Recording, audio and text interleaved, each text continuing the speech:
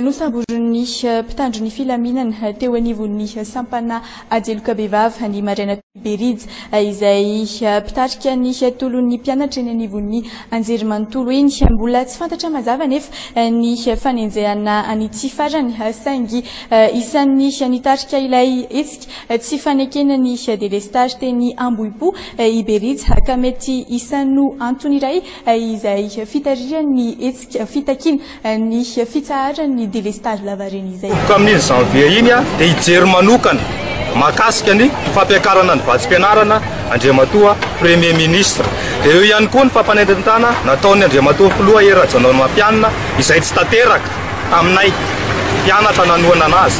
Dia niteny Andriamatoa Premier Ministre manomboka janvier, début janvier dia hoe hiezaka izy hamaha any olana izay ny fanarana tamin'ny Andriamatoa Filoha. Dia ninona moa ny hamadihana ny kizenay ho bureau d'étude izay jerena ny olana sosialy mpianatra sy ny olon-tsotra nanoana azy.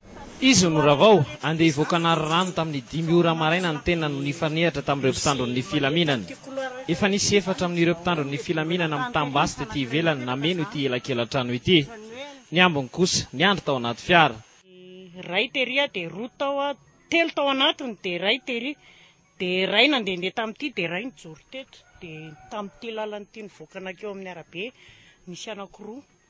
Tamin'ity nitondra basy daholo zareo tamin'ity dia ny tao anatiny izany anankiroa. Le ny savatrano tao dia ny savarehetrarehetra tao.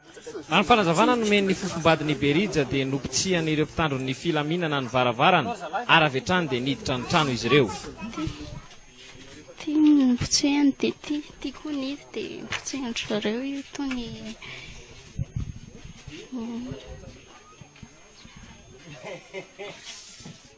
Nandritra ny fisamborana nefa dia nanimpifonosana tao ambonin'ny armoara ity ireo mpitandron'ny filaminana raha ny fanazavana nomen'ny fofombadin'i Berija ihany. Rehefa nahita izany i Berija dia niteny hoe hitany ny fanimpazany mpitandron'ny filaminana ilay finosana rongony ary teo nisy ny fikasihan-tanana. Tsy mamaly izy fa ianao sisa nitako nanipy an'ilay izy tao.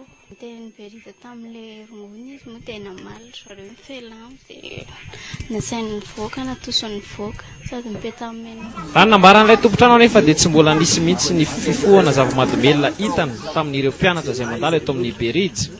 Mbola tsy nahita resaka rongony teto mihitsy aloha na indray mandeha fa zavatra mampalahelo hoe voalazan'izany hoe mifoka rongony ilay olona ao anatina trano. Vetivety dia niparitaka teny Ambohipo ny zavan-tranga maro tamin'ireo mponina no sadaika satria dia tsy olon-dratsy ity farany. Tandro filaminana amin'ny rongo fitaovam-piadiana mantsy no nanateraka ny fisamborana teny an-toerana.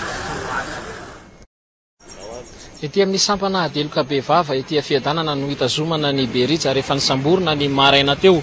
Ny mety atao vovonana moa ny fantatra fa tonga dia ety toerana ireo mpianatra naman'ity farany mba hijery ny naman'izy ireo. Raha ny fantatra dia efa nisy ny fangatahana nataony ireo mpianatra ireo mba hihaona amin'ny Berija saingy mbola tsy nahazo valiny izany noho ny mbola tsy mahay toerana ny tompon'andraikitra. Raha ny fantatra ihany koa dia ny fofombadin'i Berija izany no mihaona sy afaka mihaona aminy amin'izao fotoana izao ao anatiny ity sampana ity. Ankilany ihany koa dia efa misy ny fepetra izay niraisiny avy eo anivon'ny gendarmerie eto anivon'ny sampana adeloka behivavy amin'ny fiarovana ny braon'izy ireo noho ny fahatongavan'ny mpianatra.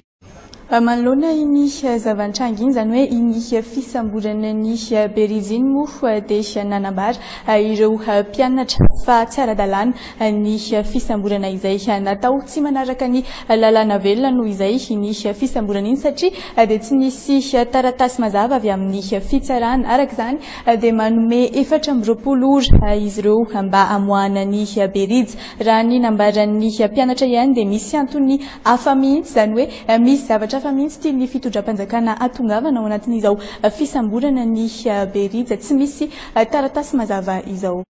Marina hoe tsy mety izao ve dia ho samborina ny mpianatra mety mahavariana ihany satria ohatran'ny efa fanaon'ilay fanjakana mihitsy ilay izy satria raha mijerytsika efa ho roa izay ny mpianatra voasambotra noho ny resaka délestage teto amin'ity. Eto izahay dia mitodika amin'ny fanjakana izahay tsy emotra ary izahay dia miroso hatrany izay raha tsy mijanona izay raha tsy tratranay ny tanjony irenay izay hoe foana ny délestage ary eto izay manoloana ny fisamborana an'Andriamatoa Berija manome 420 ora izay ho an'ny fanjakana fa raha tsy tanteraka io ho famoahana anazy io dia fampitady eto.